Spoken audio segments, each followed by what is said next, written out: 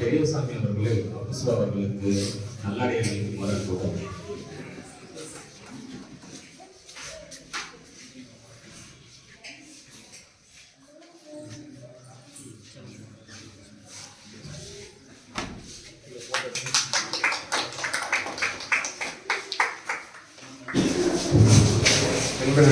வணக்கம்.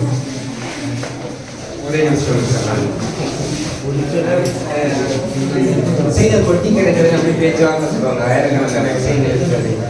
இலக்கியவாதி யார் அப்படின்னு சொல்லிட்டு நம்ம நிறைய தலைவங்க இலக்கியம் படிப்பாங்க, அவங்க படிப்பாங்க அப்படின்னு நிறைய பேரும் இங்கே இருந்து அத்தனை பேருமே இலக்கியவாதிகள் தான். எல்லாருமே இலக்கியவாதிகள் தான் அப்படிங்கிறது முதல்ல நம்மளே முதல்ல இலக்கியவாதிகள் நம்ம வீட்டில் இருக்க பாட்டி தாத்தா அவங்க சொல்லாத கதைகள் எங்கேயுமே கிடையாது.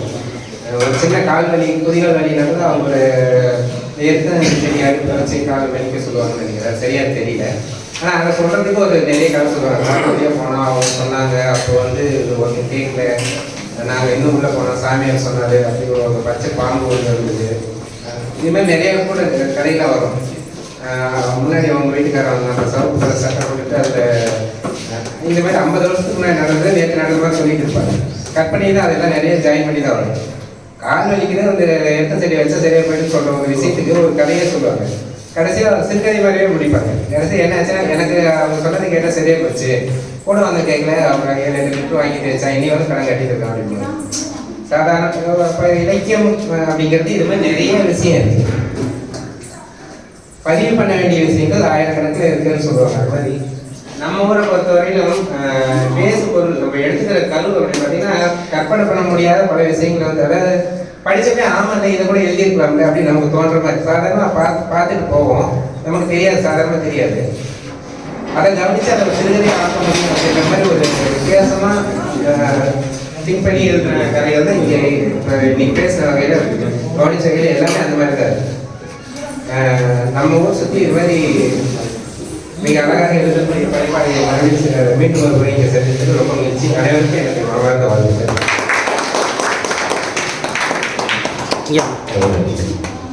ஐயா அப்புசிவா அவர்களே பேராசிரியர் பெரியசாமி அவர்களுக்கு நல்லடை அணிவிக்குமாறு அனுப்புவோம். அப்படியே 2 நிமிஷம் பேச விடுவோம்.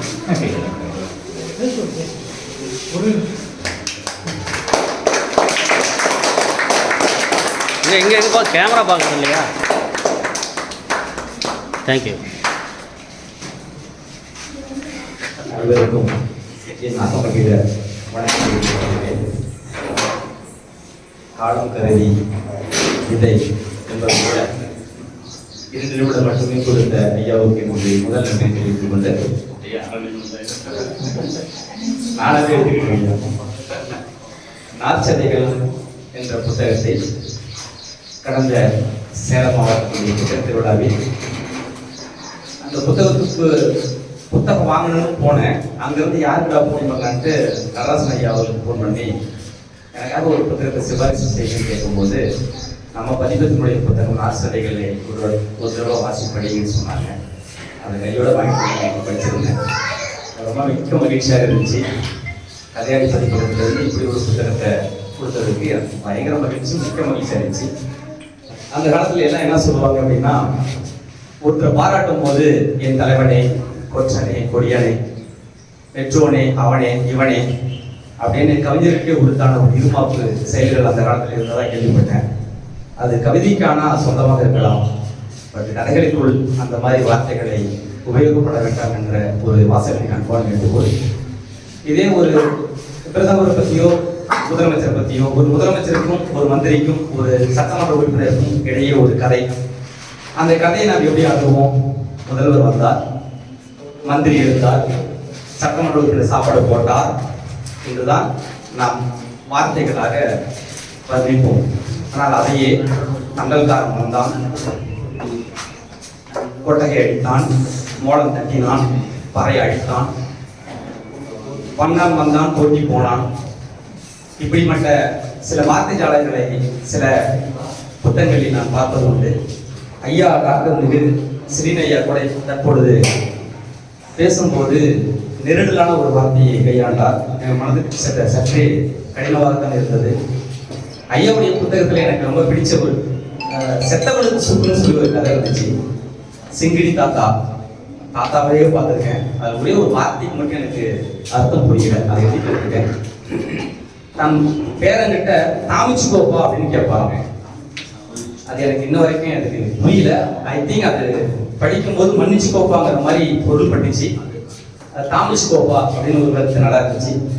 ஒரு வரி படிச்சு எனக்கு ரொம்ப பிரம்மப்பா இருந்துச்சு. ஒன்றே ஒன்று சொல்லி பிடிச்சிருந்தேன். கோழி குஞ்சு, அது அழகாக கையாளுறது எனக்கு ரொம்ப பிடிச்சிருந்துச்சு. கோழி குஞ்சு ஒன்று குப்பையை கிளறி, கோழி குஞ்சு ஒன்று குப்பையை கிளறி குளித்து கொண்டிருந்தது. எனக்கு ஒரு வாசகம் இருந்தது. அந்த வார்த்தை எப்படிதான் இவர் போடுறாரு, இந்த மாதிரிலாம் எழுத முடியுமா அப்படின்னு சொல்லி எனக்கு ரொம்ப வியப்பா இருந்துச்சு. ஐயாவுக்கு ரொம்ப மனமார்ந்த நன்றிகள். படைப்பாளிகளுக்கு ஏதாவது நான் அறிவுரைலாம் சொல்லலை, என் மனசுல பட்ட சில காரியங்களை சொல்லியிருக்கேன். இனி வரும் காலங்களில் வசை சொல்லாடலை பயன்படுத்தாமல் எல்லாருக்கும் உண்டான மரியாதையை கொடுப்போம் என்று வேண்டிக் கொண்டு வாய்ப்பளித்த அனைவருக்கும் நன்றி பாராட்டி விடைபெறுகிறேன். அனைவருக்கும் மதிய வணக்கம். அறிஞர் அண்ணா கொடுத்த கால அளவை விட கம்மியா கொடுத்ததுக்கு மிக நன்றி.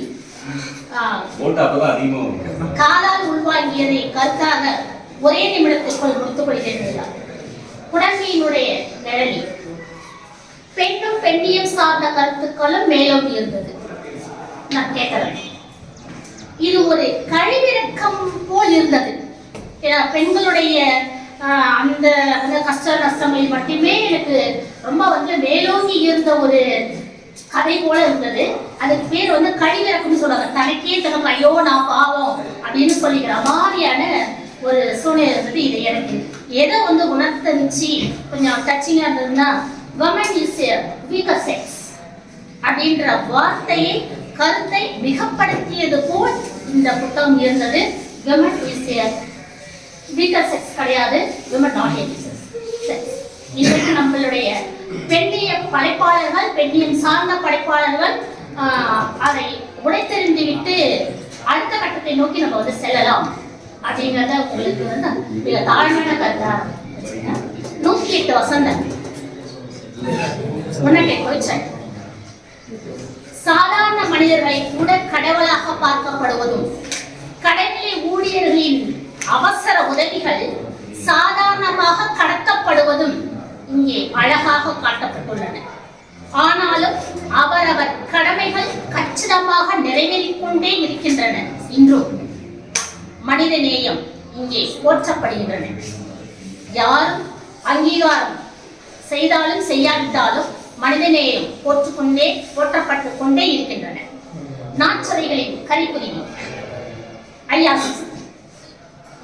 மண்ணும் மண் சார்ந்த கதைகளும் மனிதனும் மனிதன் சார்ந்த கதைகளும் படைப்புகளும் என்றுமே சிறப்புக்குரியது. அதை அழகாக கோர்த்து சிறப்பான மாலையாக்கி சாதாரண மனிதர்களுக்காக கட்டியுள்ளார். மிக அருமை ஐயா.